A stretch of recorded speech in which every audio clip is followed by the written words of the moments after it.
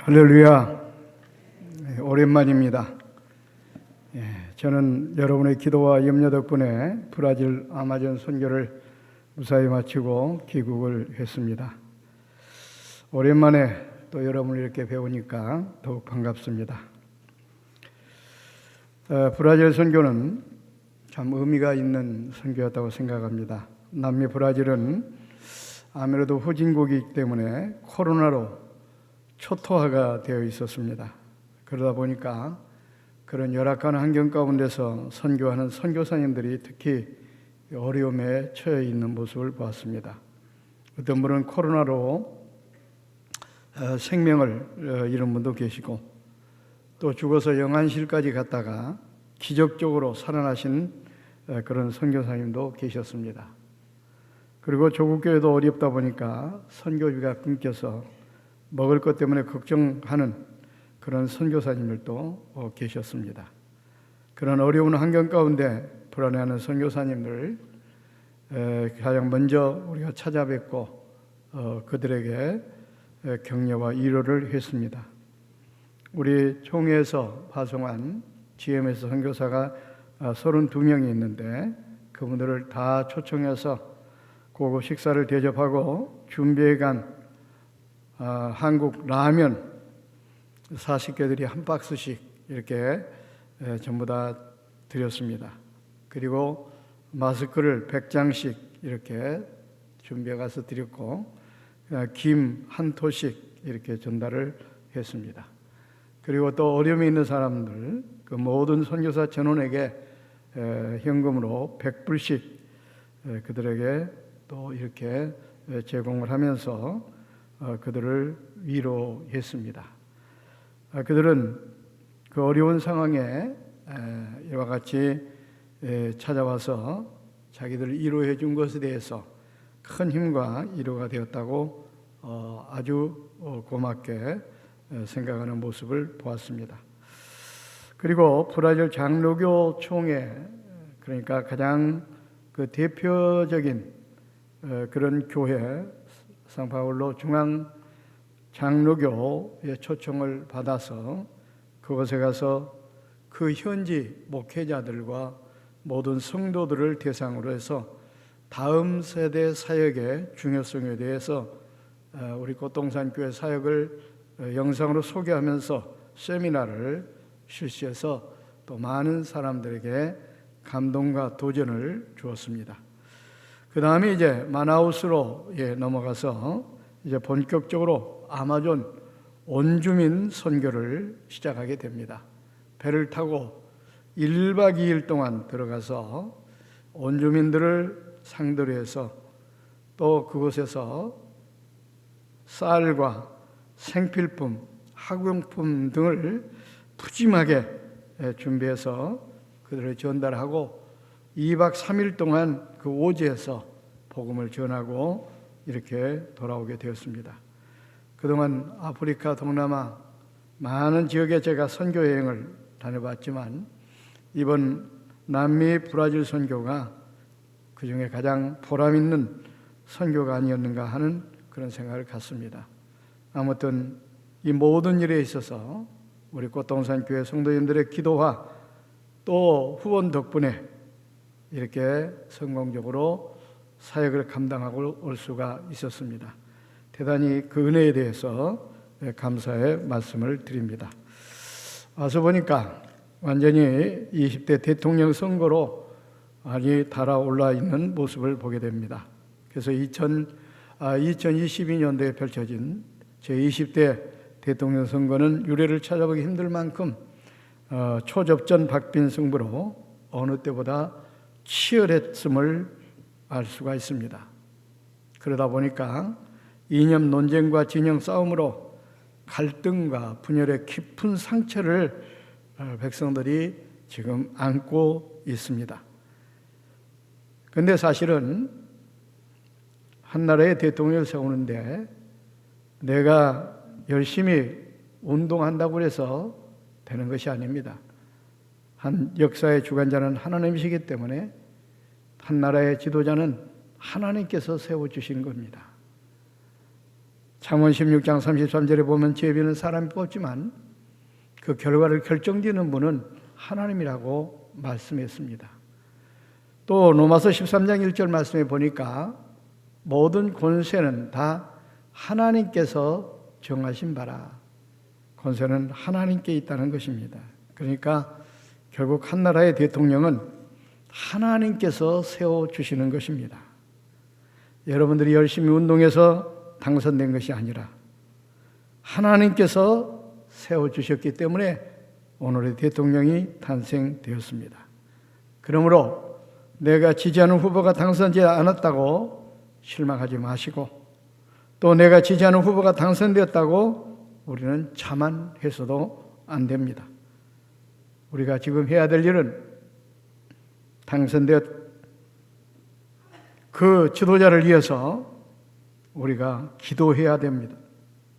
무엇보다도 선출된 대통령 지도자가 좌우에 치우치지 않고 하나님을 두려워하고 분열된 국론을 통합해서 국가와 국민을 위해 충성하고 봉사하여 대한민국을 부강한 나라로 만들도록 우리는 기도해야 됩니다. 또 더 나아가서 우리가 할 일은 이 선거로 인해 이념간 논쟁과 진영 싸움으로 인한 갈등과 분열의 상처를 치유해야 되고 마음의 통합을 이루는 것이 무엇보다 급선무라고 생각이 되어집니다. 그런데 이 갈등과 분열의 상처를 치유하고 통합을 이루는 것은 다른 방법이 없습니다. 오직 사랑밖에는 없습니다. 그래서 오늘은 최대 능력, 이 사랑이라고 하는 그런 제목을 가지고 우리가 함께 생각하며 은혜를 나누고자 합니다. 성경에 보면 예언의 능력, 병 고치는 능력, 믿음의 능력, 대단한 능력들을 소개하고 있습니다. 실제로 손을 얹을 때 귀신이 떠나가는 그런 역사가 나타났고, 죽었던 자가 벌떡벌떡 일어나는 그런 기적도 일어났습니다. 또 시각장애인이 눈을 뜨게 하고 안진병이를 일으키고 38년 된 병자를 고치는 그런 병 고치는 능력이 나타났습니다. 그리고 장차 이루어질 사건 미리미리 척척 알아맞추는 그런 예언의 능력도 성경에 나옵니다. 또 이 산을 들어서 저쪽으로 옮길 수 있는 믿음의 능력도 등장합니다. 이런 능력들이 얼마나 대단합니까? 그런데 이런 능력들을 고린도전서 12장의 8절부터 보면 쭉 소개를 합니다. 성령의 은사로 이런 능력들이 주어지는데, 그런데 거기서 말하는 방언과 천사의 말과 예언의 능력과 병 고치는 능력과 귀신을 쫓아내는 능력과 산을 옮길 만한 믿음의 능력보다 더 큰 능력이 있다고 이야기하고 있습니다. 그래서 고린도전서 12장 31절에 전자의 그런 능력을 소개하고 나서 너희는 더 큰 은사, 그러니까 은사로 주어지는 능력을 사모하라, 이렇게 말씀하고 있습니다. 그러면 그 더 큰 은사가 능력이 무엇이냐? 그 다음 장 고린도전서 13장의 1절부터 보면 사랑은 이라고 이야기하고 있습니다. 그러니까 병 고치는 능력보다도, 예언하는 능력보다도, 산을 옮기는 믿음의 능력보다도 사랑의 능력이 더 크다는 것입니다. 그래서 사랑이 최대의 능력이 되는 것입니다. 그래서 고린도서 13장 1절부터 쭉 보면은 이렇게 말합니다. 내가 사람의 방언과 천사의 말을 할지라도 사랑이 없으면 소리나는 구리와 울리는 꽹과리가 되고, 예언하는 능력이 있어 모든 비밀과 모든 지식을 알고 산을 옮길 만한 믿음이 있을지라도 사랑이 없으면 내가 아무것도 아니요. 내가 내게 있는 모든 것으로 구제하고 내 몸을 불사르게 내어줄지라도 사랑이 없으면 내게 아무 유익이 없느니라. 그러니까 사랑이 빠진 신앙생활, 기도생활, 믿음생활 다 헛것이다 그 말입니다. 아무리 우리가 오랜 세월 동안 믿음 생활을 했다 할지라도, 기도를 많이 했다 할지라도, 예배를 잘 드렸다 할지라도 사랑이 빠지면 그 모든 것들은 다 헛수고로 끝나는 것입니다.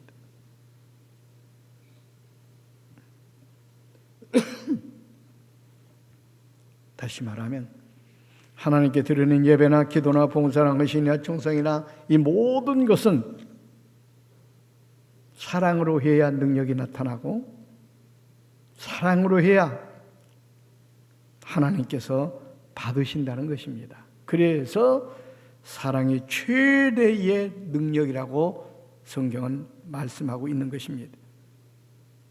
그러면 누구를 사랑하는 사랑을 말하는 건가? 어떤 사랑을 말하는 건가? 오늘 본문 44절에 이렇게 말합니다. 나는 너희에게 이르노니 너희 원수를 사랑하며 너희를 박해하는 자를 위하여 기도하라. 여기서 눈에 띄는 단어가 뭡니까? 원수, 박해. 그러니까 원수, 나에게 손해를 끼치고 피해를 주고 나를 박해하는 사람, 이런 사람을 사랑하는 것이 진정한 사랑이라는 겁니다. 이런 사랑이 최대의 능력이라는 것입니다.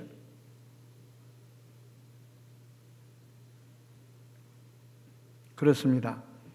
도저히 용서할 수 없는 상대, 나를 싫어하고 나에게 손해를 끼치고 나에게 상처를 주고 그런 원수 같은 그런 사람을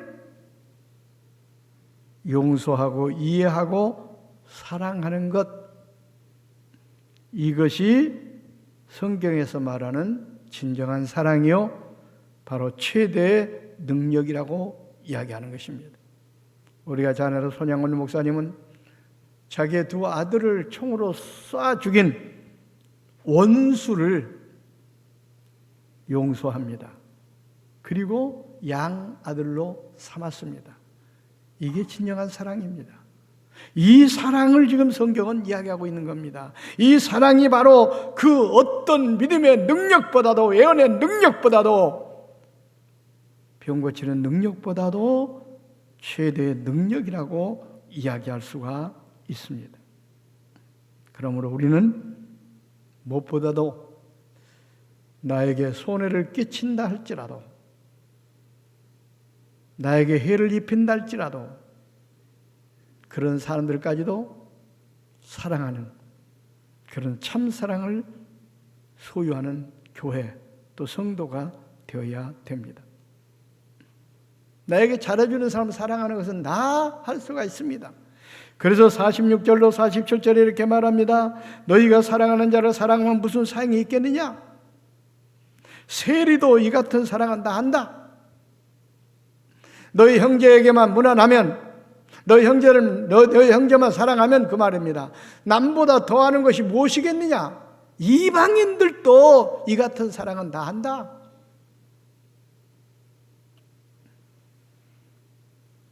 다시 말하면 그런 사랑은 세상 사람들도 다 한다는 거예요. 예수 안 믿는 사람들도 다 한다는 거예요.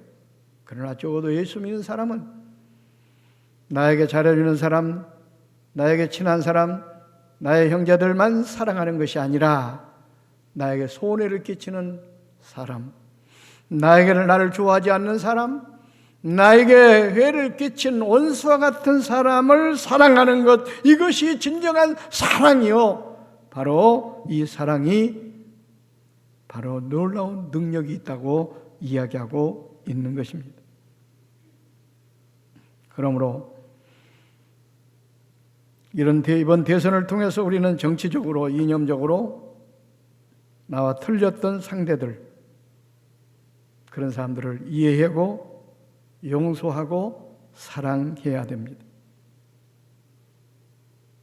성경은 구체적으로 그럼 어떻게 사랑해야 될 것인가를 그 전절절에 이야기하고 있습니다. 39절로 42절 보면 너에게 이르는 악한 자를, 여기서는 악한 자라고 표현하고 있는데 바로 나에게 회를 끼친 상대를 이야기하는 것입니다. 그를 대적하지 말라, 싸우지 말라, 대항하지 말라. 그가 네 오른뺨을 때리면 왼뺨을 돌려대라.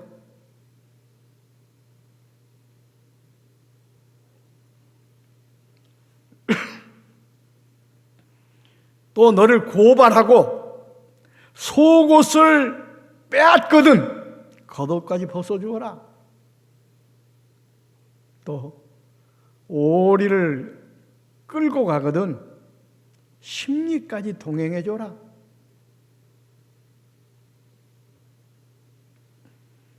또 그가 뭘 구하거든 꾸고자 하거든 거절하지 말아라.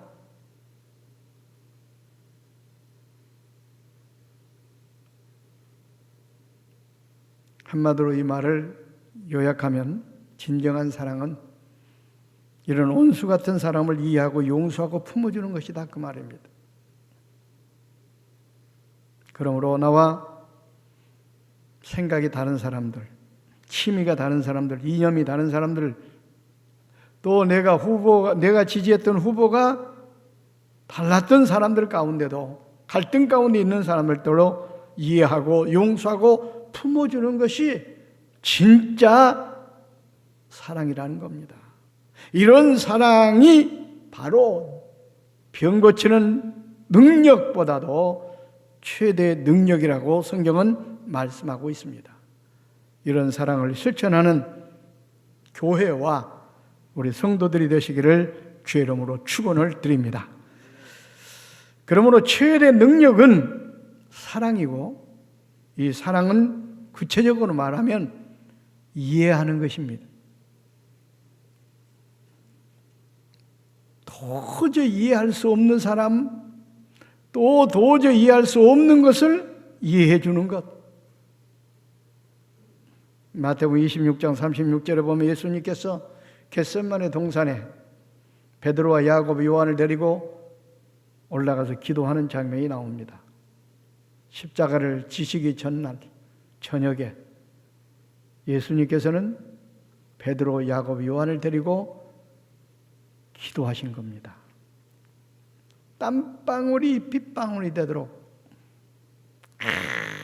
십자가를 질 생각을 하니까 얼마나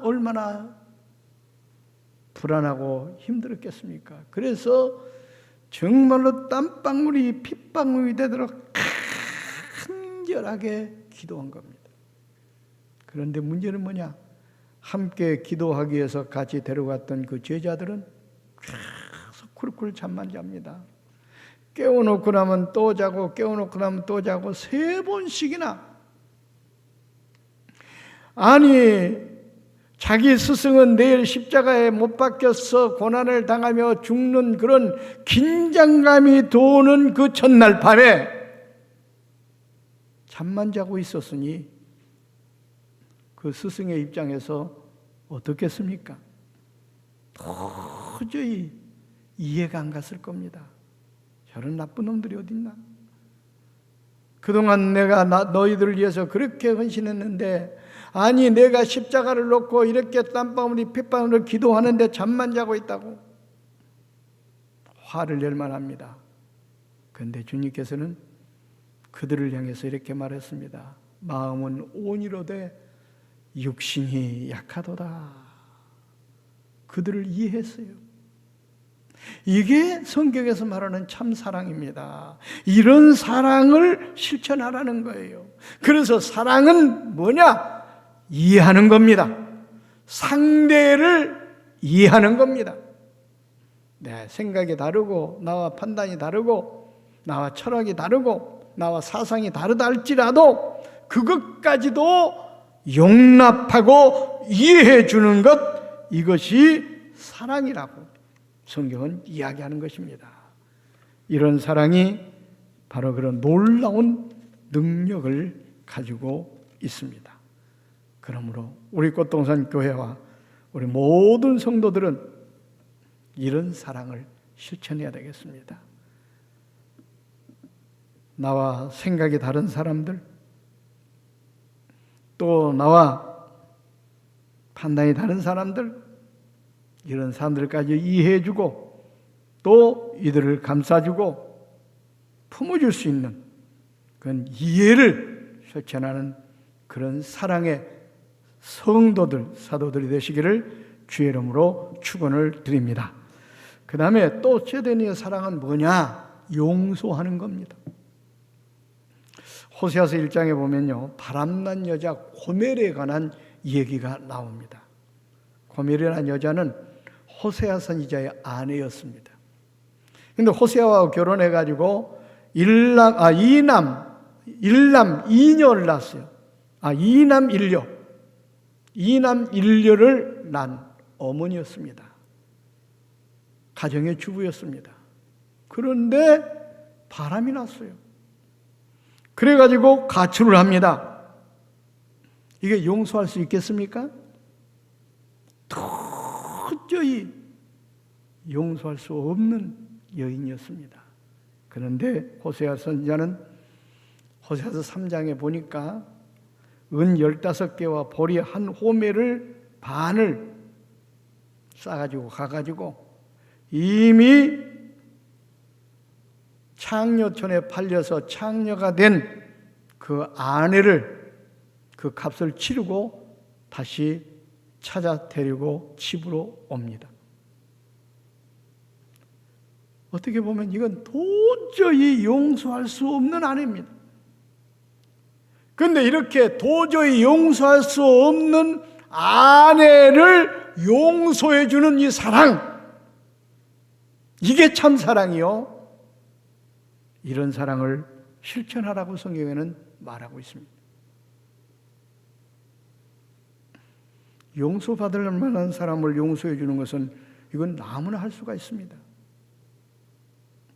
그러나 용서받을 수 없는 고멜과 같은 사람을 용서해 주는 것, 이건 쉽지 않습니다. 쉽지 않기 때문에 가치가 있고 이게 진정한 사랑입니다. 이런 사랑을 실천해야 됩니다. 마태복음 18장에 보면 임금님이 등장합니다. 그 임금님 종 가운데 한 종이 그 임금님에게 빚을 졌는데 1만 달란트 빚을 졌습니다. 어마어마한, 오늘날로 말하면 수억의 빚을 진 겁니다. 그런데 그 임금은 그 종의 빚을 다 탕감해 줬어요.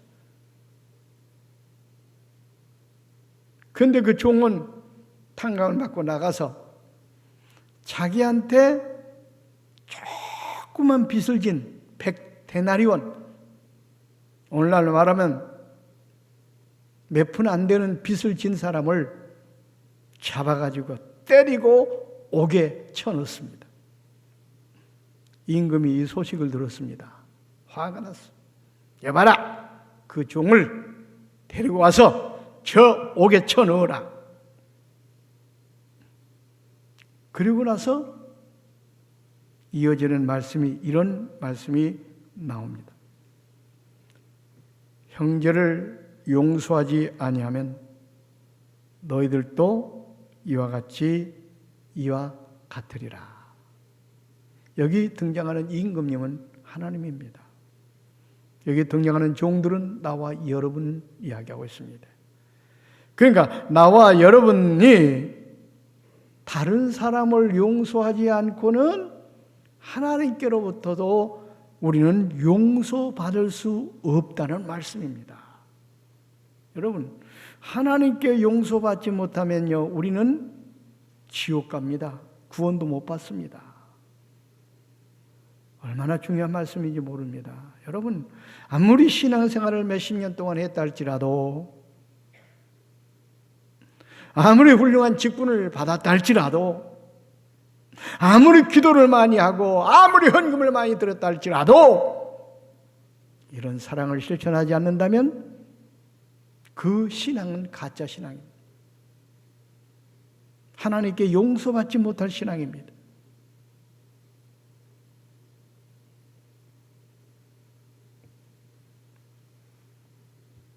그러므로 우리는 무엇보다도 다른 사람을 용서해야 하나님께 용서받을 수 있다는 사실을 기억하고, 최대 능력인 사랑은 용서하는 것입니다.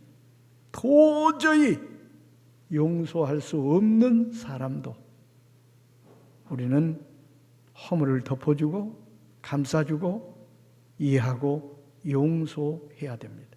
그래야만 하나님께로부터 우리도 용서를 받을 수가 있습니다. 오늘 말씀 꼭 기억하시고, 최대 능력인 사랑은 용서라는 사실을 기억하고 용서하는 그런 성도들이 되시기를 주의 이름으로, 상대의 허물을 용서하는 꽃동산의 교회 되시기를 주의 이름으로 축원을 드립니다. 그 다음에 최대 능력의 사랑은 희생하는 겁니다. 희생 없이는요, 사랑은 성립될 수가 없어요. 그래서 사랑은 주는 것이라고 하지 않습니까? 내 걸 챙길 걸 다 챙기고 따질 걸 다 따지고, 그러면은 사랑은 이루어질 수가 없습니다. 사랑은 성립될 수가 없습니다. 그래서 오늘 본문에 나오는 말씀 보십시오. 오른밤을 치면 왼밤을 대주라. 이건 뭡니까?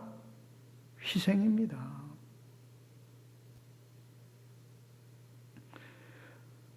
오리를 함께 가자고 끌는 사람에게 심리까지 동행해줘라. 희생입니다. 속옷을 빼앗는 사람에게 겉옷까지 벗어주어라. 희생입니다.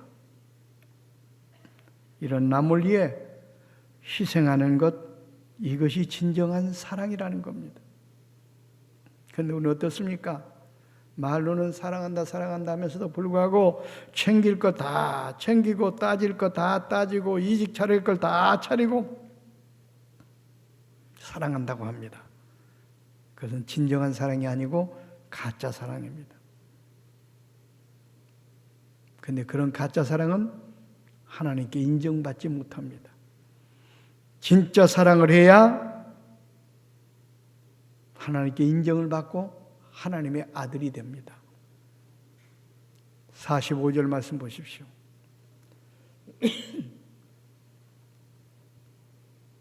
이같이 한즉, 그 전에 한 것은 뭐냐면 그런 희생적인 사랑을 실천한 즉 그 말입니다.